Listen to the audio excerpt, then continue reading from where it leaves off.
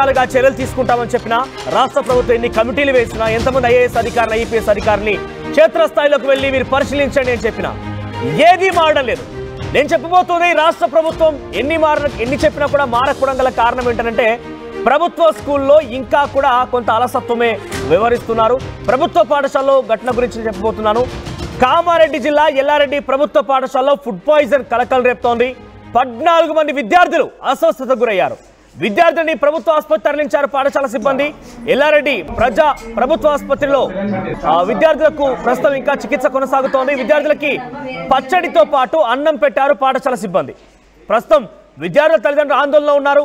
So నేను ఈ విషయం చెప్పబోయే ముందు మీకు ఒక సంఘటన చెప్పాలనుకుంటున్నాను. విద్యార్థుల తల్లిదండ్రులు తప్పకుండా ఈ విషయాన్ని గమనించాలి.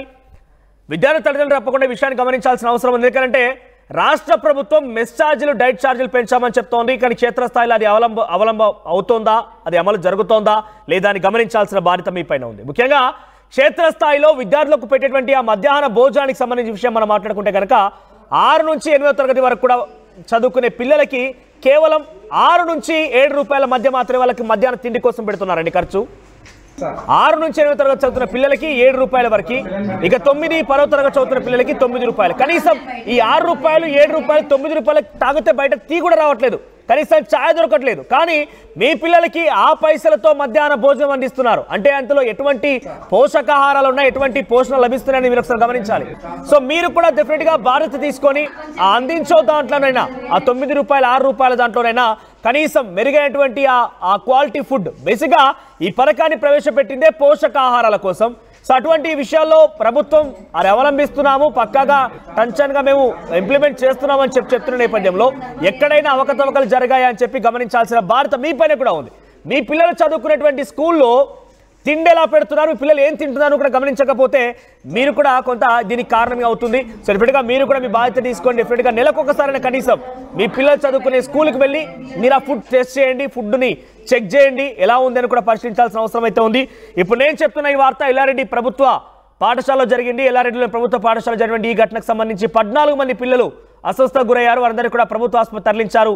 అక్కడ సిబ్బంది మీరు చూడొచ్చు ఆర్టీవీ స్క్రీన్ పైన తల్లిదండ్రులు తమ పిల్లల్ని ఆసుపత్రి బెడ్ పైన పడుకొని వారు సెలైన్లు ఎక్కిస్తూ ఉంటే కన్నీరు మున్నీరుగా విలపిస్తున్నారు. స్కూల్కి చదువుకోమని పంపిస్తే అక్కడ వెళ్ళిన తర్వాత ఆ పాఠశాల సిబ్బంది కారణమా, లేకపోతే అక్కడికి వచ్చేటువంటి ఆ వంట ఏజెన్సీల కారణమా, వంట సప్లై చేసేటువంటి కాంట్రాక్టర్ కారణమా, ఇవన్నిటికీ ఏదేమైనా కూడా పిల్లలు మాత్రం అస్వస్థతకు గురైపోయి హాస్పిటల్లో చికిత్స అందుకోరు. ఒకసారి ఆ హాస్పిటల్ నుంచి ఆ దృశ్యాలు మనం చూసే ప్రయత్నం చేద్దాం. पेट में दर्द आया और कुछ तो वॉमिटिंग आया कि नहीं, कुछ नॉर्मल है? हाँ कब से? 12 बजे। कहीं दोपहर में खाना खाने के बाद क्या खाया आज खाना? टमाटर चटनी, चावल टमाटर चटनी, तो सांबर गिम्बर कुछ नहीं है। आज अंडा देने का अंडा दिया? हाँ आज बुधवार अंडा देने का था ना। స్కూల్లో మధ్యాహ్న భోజనంలో టమాటా కర్రీ చేశారు. దాంట్లో పొరపాటు జరిగింది కావచ్చు, కొంతమందికి కూడా పురుగులు రావడం, అలాగే కూరగాయలు ఖరాబ్ అయినా రావడం జరిగింది. అందుకు కావచ్చు ఈరోజు అయితే మాకు పిల్లలు 3:30 ప్రాంతంలో వామిటింగ్స్ అవుతున్నాయని, వామిటింగ్ సిచ్యువేషన్స్ ఉన్నాయని అనగానే పిల్లలు ఒక 4 వామిటింగ్ చేసుకోగానే నేను వాళ్ళని వెంటనే హాస్పిటల్ తీసుకొచ్చాను. ఒకసారి మా సార్లతో 3 సార్లు కలిసి మళ్ళీ మీద తీసుకొచ్చాం. ఇక్కడ తీసుకొస్తూ మళ్ళీ పోయి ఎవరైతే వామిటింగ్ సిచ్యువేషన్ ఎవరెవరికి ఉందో వాళ్ళని కూడా తీసుకొని 14-15 మందిని మేము ఇక్కడ తీసుకొచ్చాం. తీసుకురాగానే ఇక్కడ గవర్నమెంట్ హాస్పిటల్లో వెంటనే వాళ్ళు ట్రీట్మెంట్ చేసి అందరికీ ఇది వాళ్ళు టాబ్లెట్స్ ఇవ్వడం చేయడం జరిగింది. అందరికీ బాగానే ఉంది. కాకపోతే ఒక 3-4కి కడుపులో వస్తుంది అనేసరికి పాల్గొంటాం. ఇటువంటి ఫుడ్ పాయిజన్ ఘటనలు నిత్యం జరుగుతూనే ఉన్నాయి. రాష్ట్రంలో మనం చూస్తున్నాం అనేక ఫుడ్ పాయిజన్ ఘటనలు తెర మీదకి వస్తున్నాయి. ఇవన్నీ కూడా ఒక ముగింపు పలకాలంటే మీరు చూసేటువంటి మీరు కూడా ఒక బాధ్యత తీసుకోవాల్సిందే. కనీసం నెలకు ఒకసారైనా మీ పిల్లలు చదువుకునేటువంటి ఆ స్కూల్కి వెళ్ళండి. ఆ స్కూల్కి వెళ్ళి అక్కడ ఎటువంటి ఫుడ్ పెడుతున్నారు వాటిని తనిఖీ చేయండి. మీకు డెఫినెట్గా బాధ్యత ఉంటుంది, మీకు హక్కు కూడా ఉంది. మీ పిల్లలు చదువుకుని వెళ్ళేటువంటి ఆ స్కూల్లోకి ఏం జరుగుతుందో తెలుసుకోవాల్సిన హక్కు మీకు డెఫినెట్గా ఉంది. ఎవరు కూడా మీకు అడ్డు చెప్పే ప్రసక్తే ఉండదు. అక్కడ మెనూ ఫాలో అవుతున్నారా లేదా, వంట రూమ్ ఎలా ఉంది, పిల్లలకు పెట్టేటువంటి ఆ ఫుడ్ని కరెక్ట్గా శుభ్రం చేసి వండుతున్నారు లేదా అన్ని తనిఖీ చేసే హక్కు మీ దగ్గర ఉంది. ముఖ్యంగా మీ బాధ్యతగా తీసుకొని డెఫినెట్గా వెళ్లాల్సిందే.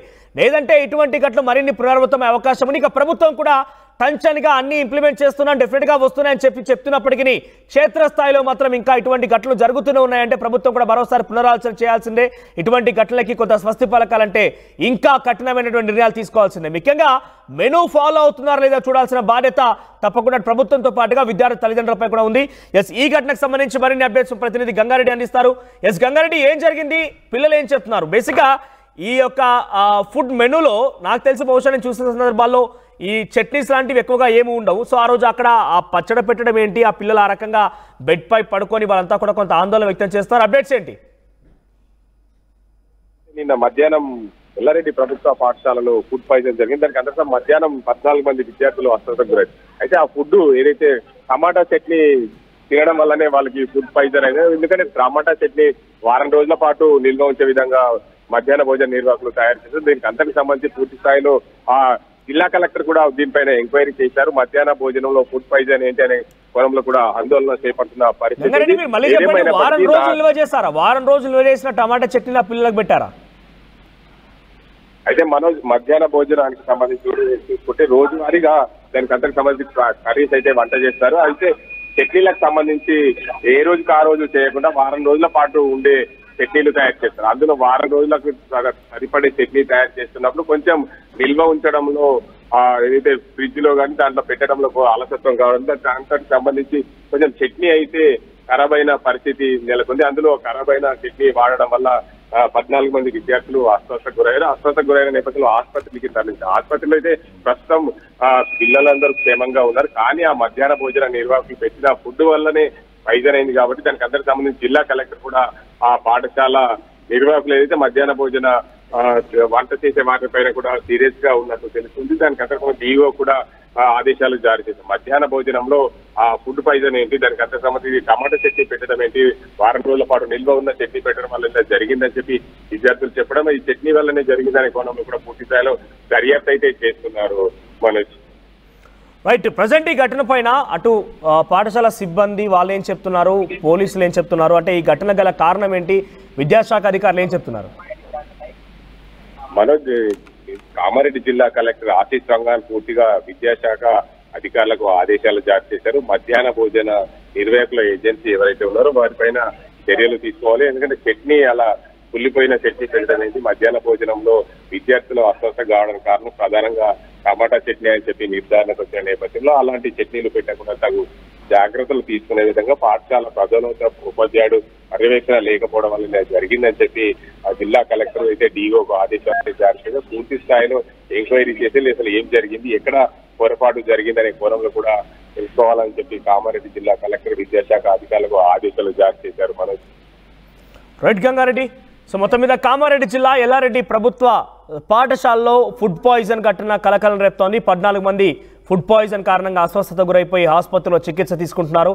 పాఠశాల సిబ్బంది వారం రోజుల పాటుగా నిల్వ ఉంచినటువంటి ఆ టమాటా చట్నీని ఆ పిల్లలకి ఇవ్వడంతోనే ఈ సమస్య తలెత్తినట్టుగా తెలుస్తోంది. సో విద్యాశాఖ అధికారులు అయితే ఇప్పటికే అక్కడ సంబంధిత ఘటనకు సంబంధించి విచారణ ఆదేశించారు, వారిపై చర్యలు తీసుకుంటామని కూడా చెప్పారు. చూద్దాం మరి ఇటువంటి ఘటనల్ని డెఫినెట్గానే మళ్ళీ చెప్తున్నానంటే ఎంత తీవ్రంగా ఉంటుంది, మీ బాధ్యత ఎంత ఉంటుందనేది గమనించాలి. ఇటువంటి ఘటనలు మరోసారి పునరావృతం కావద్దనంటే చూసేటువంటి మీరు మారండి. మీరు మీ పిల్లలు కనుక ప్రభుత్వ పాఠశాలలో చదివిస్తున్నట్లయితే డెఫినెట్గా తప్పకుండా నెలకు ఒకసారైనా ఆ స్కూలుకు వెళ్ళి అక్కడ జరిగేటువంటి పరిస్థితులను ఆరా తీయాల్సిన బాధ్యత మీ పైన ఉంది. కార్పొరేట్ ప్రైవేట్ పాఠశాల చదివేటువంటి పిల్లలకు సంబంధించి పేరెంట్స్ టీచర్ మీటింగ్ అని రకరకాలుగా వాళ్ళకి అనౌన్స్ చేస్తూ ఉంటారు, పేరెంట్స్ కూడా వెళ్ళి కలుస్తూ ఉంటారు. అటువంటి బాధ్యత మీరు కూడా తీసుకోవాలి. కేవలం ప్రభుత్వ పాఠశాల వేసాం కదా వాళ్ళే చదువుకుంటారని ఊరుకుంటే ఎట్టి పరిస్థితుల్లో తగదు. మీ పిల్లలకి ఇచ్చినటువంటి ఆహారం పైన మీకు కూడా డెఫినెట్గా బాధ్యత ఉండాల్సిందే, లేదంటే ఎటువంటి ఘటన. At KL, the expertise of the world in the palm of your hand. KL, deemed to be